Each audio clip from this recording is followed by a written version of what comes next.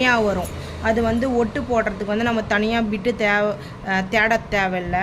இந்த மாதிரி இங்கே எக்ஸ்ட்ரா இருக்குது இல்லையா, இந்த ஸ்லீவ் கட் பண்ணதுலேயே இங்கே எக்ஸ்ட்ரா இருக்குது இல்லையா, இந்த 2 சைடில் மீறதையே நம்ம வந்து வச்சு அட்டாச் பண்ணலாம். இந்த பக்கம் அந்த சைடில் இருக்கிறது வந்து இந்த பக்கத்துக்கு வரும், இந்த பக்கம் இருக்கிற பிட்டு வந்து அந்த பக்கம் போகும். ராங் ரைட் பார்த்தோம்னா அது எப்படி கட் பண்ணி அட்டாச் பண்ணுறதுன்றதை நான் இப்போ சொல்கிறேன்.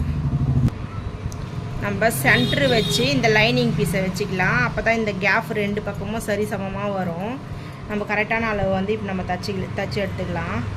ஸ்டார்டிங்லேருந்து தையல் ஓட்டிக்குவாங்க. ஸ்டார்டிங்லேருந்து தையல் ஓட்டிக்கலாம்.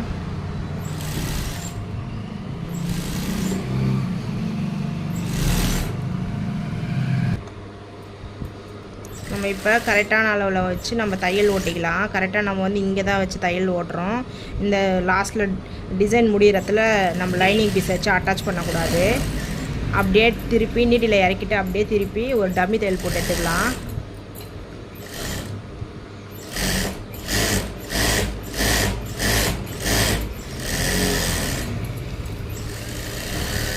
டம்மி தையல் போட்டாச்சு. இப்போ இந்த எக்ஸ்ட்ரா இருக்க பீஸ் எல்லாம் கட் பண்ணிடலாம்.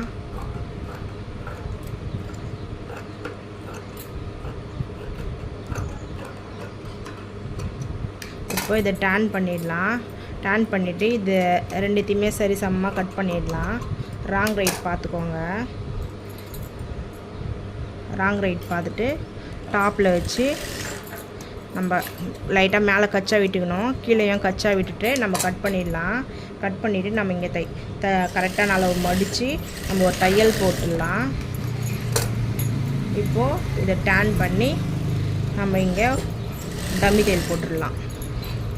இங்கே வந்து கரெக்டாக அந்த லைனிங் பீஸுக்கு ஏற்ற மாதிரி பிசுறு உள்ளே மடித்து ஒரு டம்மி தையல் போட்டுருங்க.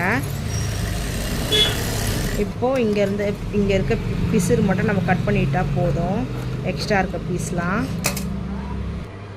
நான் இப்போ இந்த பிட்டை அட்டாச் பண்ணிட்டேன். இது ஃபினிஷிங் எப்படி இருக்குன்றதை பாருங்கள்.